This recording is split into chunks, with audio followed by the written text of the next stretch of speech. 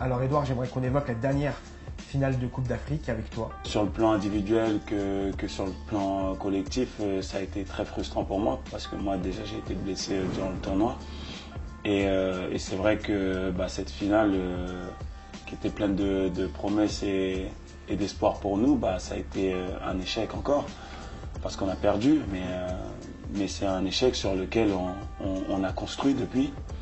On a un noyau dur autour de cette sélection qui fait que dès qu'il y a un nouveau qui arrive, il est très vite intégré et il prend vite ses marques et il arrive à performer.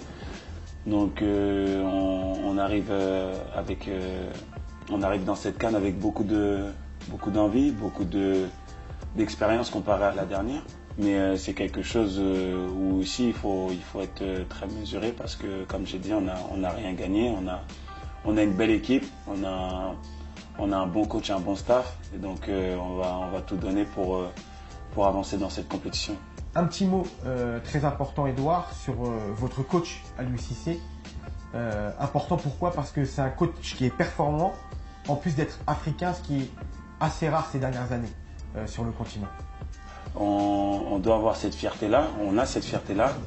Les Sénégalais doivent avoir cette fierté-là de se dire qu'on a l'homme de la situation avec nous.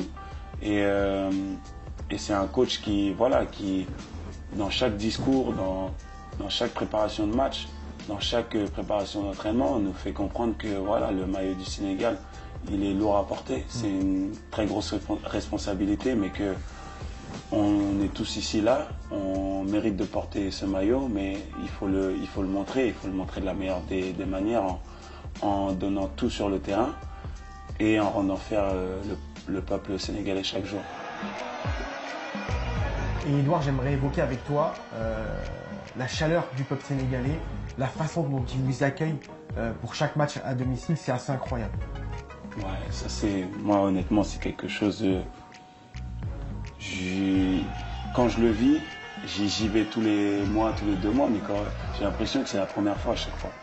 Ça me donne les mêmes frissons, ça me donne la même chair de poule, les mêmes sentiments, tu vois. C'est quelque chose à vivre. Franchement, on est privilégié mais à un point, on n'imagine même pas représenter ce pays-là.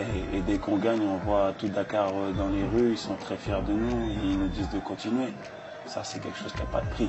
Alors, si on pouvait leur amener quelque chose de plus grand dans les mois qui arrivent, si Dieu le veut, ce serait la meilleure des récompenses pour eux.